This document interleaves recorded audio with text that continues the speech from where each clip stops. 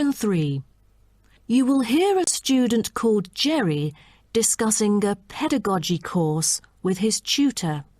First, you have some time to look at questions 21 to 23.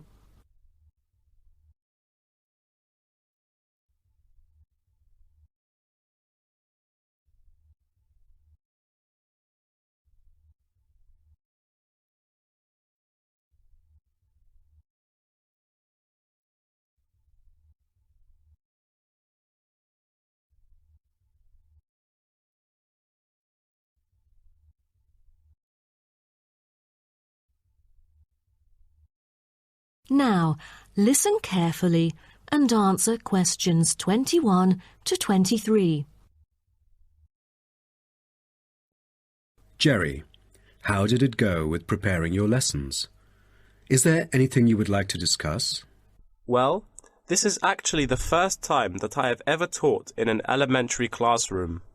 After 8 years of learning pedagogy, I want to practice what I've learned in an instructive manner. But I'm a bit stuck right now. The topic I want them to research is a bit hard for pupils. I'm afraid that they won't be able to handle it on their own. So I need new ideas on designing more effective teaching methods. Mr. Carter, do you have any suggestions? Well, you should probably read this book called Professional Learning, written by J.K. Simmons. He is a professor who just transferred here last semester, but is already popular amongst the students for his creative teaching methods. There is an extensive range of learning approaches mentioned in the book, including approaches for team research, which might be helpful to you. You mean dividing the students into groups to do research? I've never thought of this before. How does it work? Professor Simmons has already demonstrated how efficient this approach can be. Basically, it aims to increase cooperation between students so they can present the results in a collaborative fashion. It helps them to develop their own voice and perspective. I'll check out the book as soon as possible. It seems I can borrow some of the essential concepts and work them into my course design.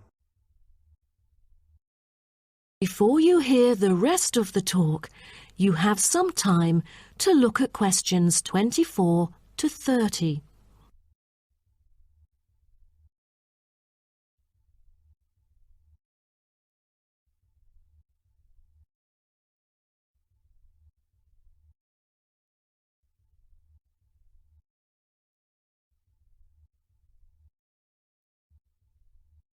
Now listen and answer questions 24 to 30.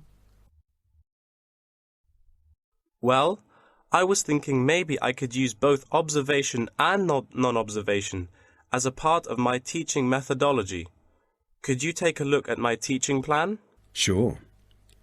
What kind of observational methods do you have in mind? For the observational part, I intend to include 2 approaches. First, the pupils can assess each other's behavior. I feel that reviewing fellow students through criteria-based reference evaluation allows constructive feedback. It can also improve their understanding of the subject material.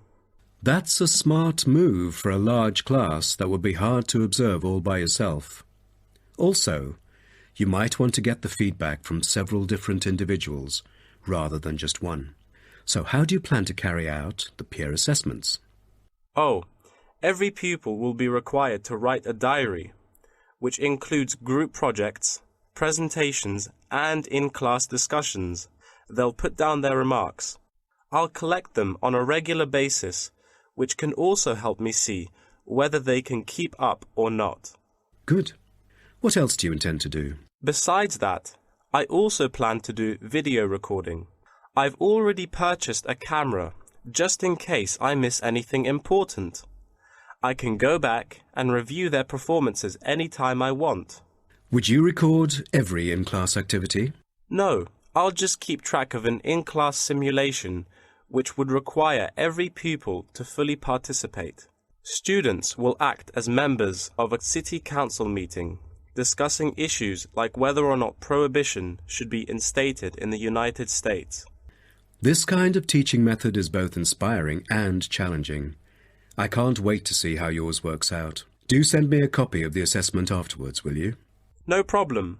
So, what do you have in mind for the non-observational approaches?